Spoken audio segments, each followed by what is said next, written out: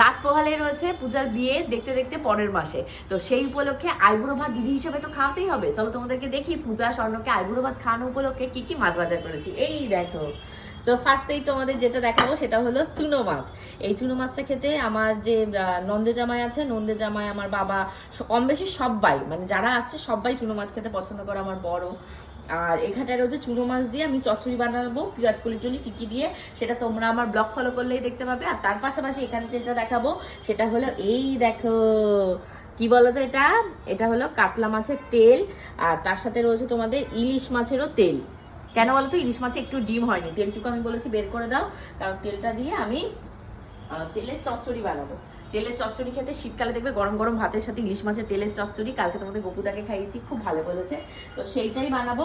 আর ভেবেছি ইলিশ মাছের যে মাথাগুলো রয়েছে না, এই মাথাগুলো দিয়ে হয় আমি ইলিশ মাছের মাথার ডাল বানাবো, কচু শাক বানানোর ইচ্ছা ছিল, কিন্তু আমি একা একা না অত পেরে উঠবো না, তাহলে ভালো খেতো ওরা।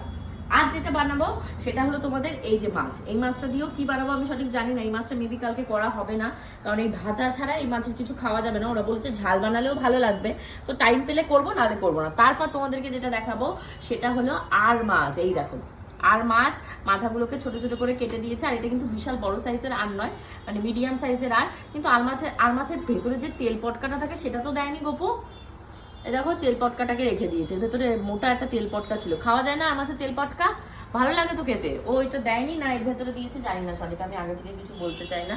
তো এই হলো আর মাছ। এই দেখো সুন্দর করে আর মাছটাকে কেটে দিয়েছে। আর মেন যেটা সেটা হলো এই দেখো চিতই মাছ। কিন্তু একটা জিনিস খারাপ লাগছে, আজকে বাজারে চিতই মাছ না, মানে এর থেকে বড় সাইজের কোল ছিল না, গাদার পাট রয়েছে। বাট ও বলছে আজকে যেহেতু মঙ্গলবার, মানে বলছে বড় সাইজের চিতই মাছ কাটেনি। তো আমি ভাবলাম ঠিক আছে তাহলে দাও, ছোট সাইজের চিতই মাছ পূজা স্বর্ণকে খাওয়ায়। তো আমি কিন্তু বেশি আনিও নি, কারণ ওর কাছে ছিলই না, বাকি বিক্রি হয়ে গেছে। গাদার পাট নিতে হবে, আমি গাদার পাট আমি নেবো না। আর এই হলো কয় পিস রয়েছে, 1 2 3 4 5, 5 পিস মতন রয়েছে, এইটুকুই বানিয়ে ফেলবো। এই দেখো চিতই মাছ, এগুলো চিতই মাছ। আমি বলার আগেই ওরা ছালটাল ছাড়িয়ে রেডি করে দিচ্ছে। আর মেন অ্যাট্রাকশন সেটা হলো এই ইলিশ মহারানী। এই ইলিশ মহারানী দিয়ে বানানো হবে ইলিশ মাছের ভাপা। এখানে কিন্তু টোটাল 2টো ইলিশ মাছ রয়েছে। আর আমি ওদের সাথে গিয়ে ফার্স্টেই শর্ত করে নিয়েছি যে আমি কিন্তু ইলিশ মাছ একটা সপ্তাহে নেবো, সেটা হলো ইলিশ মাছে যেন ডিম না থাকে। তো তার জন্যই বললাম ইলিশ মাছে 1 ফোঁটাও ডিম নেই। তোমরা ফলো করলে দেখতে পাবে, আমি একটা ভালো মাছ তোমাদেরকে দেখাই। এই দেখো, দেখতে পাচ্ছ একটু কিন্তু ডিম নেই। আর মাছগুলো কিন্তু সুন্দর করে কেটে দিয়েছে।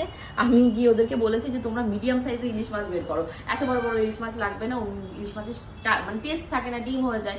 তারপর তোমাদের গপুদা আবার ফোন করে বলেছেন আমার বউ যতই বলুক ছোট ইলিশ মাছ, বড় সাইজের ইলিশ মাছ আর মোটা মোটা করে কাটবে। আমি ওদেরকে বলছিলাম একটু পাতলা পাতলা কাটতে। দেখো এই মাছের সাইজ